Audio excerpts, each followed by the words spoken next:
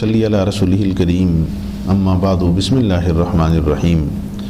عن ابن عباس رضی اللہ تعالی عنہما قال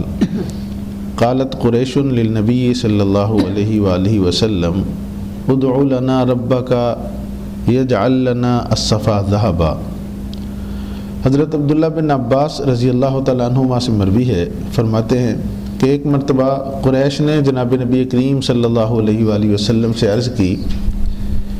کہ آپ ہمارے لیے اپنے رب سے دعا کیجئے کہ یجعل لنا الصفا ذهبا، کہ اللہ جل جلالہ ہمارے لیے اس صفا پہاڑ کو سونے کا بنا دے۔ فَإِنْ أَصْبَحَ ذَهَبًا اتَّبَعْنَاكَ، اگر یہ صفا پہاڑ یہ سونے کا بن جائے تو ہم آپ کی پیروی کر لیں گے، آپ کی بات کو مان لیں گے۔ فَدَعَا رَبَّهُ، تو جناب نبی کریم صلی اللہ علیہ وآلہ وسلم نے اللہ جل جلالہ سے دعا کی۔ فَأَتَاهُ جبریل علیہ السلام، تو حضرت جبریل علیہ السلام جناب نبی کریم صلی اللہ علیہ وآلہ وسلم کے پاس تشریف لائے۔ فقال، آ کر عرض کرنے لگے، اِنَّ رَبَّكَ يُقْرِئُكَ السلام، بے شک آپ کے پروردگار آپ کو سلام کہہ رہے ہیں۔ وَيَقُولُ لَكَ، اور آپ سے فرما رہے ہیں، ان شئت اصبحوا لهم الصفا ذهبا، اگر آپ چاہتے ہیں تو میں ان قریشیوں کے لیے صفا پہاڑی کو سونے کی بنا دیتا ہوں۔ فمن کفر منہم عذبته عذابا لا اعذبه احدا من العالمین، مگر پھر ان میں سے جس نے کفر کیا، انکار کیا، تو میں ان کو ایسا عذاب دوں گا کہ جہان والوں میں سے کسی کو عذاب ایسا نہیں دیا ہوگا۔ وَإِن شِئْتَ، اور اگر آپ چاہیں، فَتَحْتُ لَهُمْ بَابَ التَّوْبَةِ وَالرَّحْمَةِ، میں ان کے لیے رحمت کا اور توبہ کا دروازہ کھول دوں۔ قال، آپ صلی اللہ علیہ وآلہ وسلم نے ارشاد فرمایا، بل باب التوبہ والرحمہ، بلکہ توبہ اور رحمت کا دروازہ کھول دیجیے۔ حاصل یہ ہے کہ جب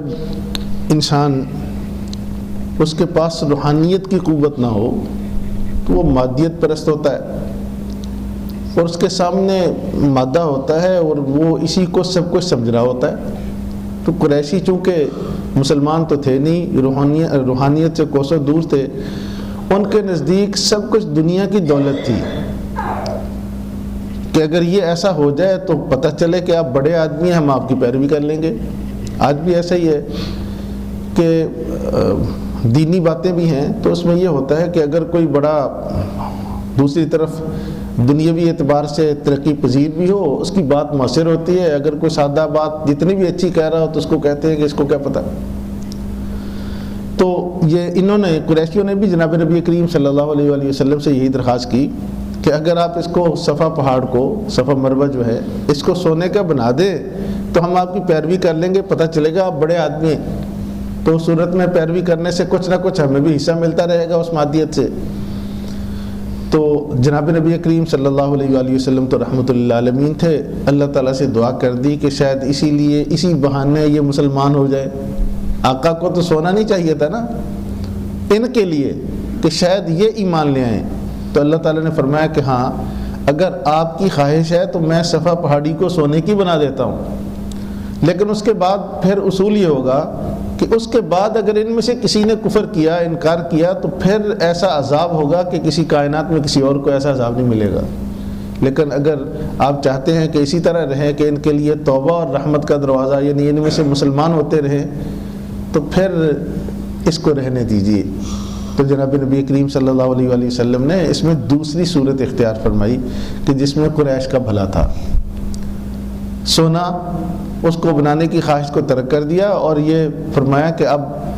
جو ہے نا اسی طرح ہی رہنے دیں، ان کے لیے توبہ کا دروازہ کھلا رہے، ابھی نہیں تو ان کی نسلیں۔ پتہ چلا کہ سونے سے کہیں زیادہ قیمتی وہ پیغام تھا جو جناب نبی کریم صلی اللہ علیہ وآلہ وسلم لے کر آئے تھے۔ آپ کے دل میں بھی اس کی اس درجے اہمیت نہیں تھی کہ وہ آپ صلی اللہ علیہ وسلم دنیا میں نہ تو اقتدار کے لیے تشریف لائے تھے، نہ دنیا کو سمیٹنے کے لیے تشریف لائے تھے، مخلوق خدا کو خدا سے جوڑنے کے لیے تشریف لائے تھے، باقی چیزیں ساری اسی کے ضمن میں ہیں۔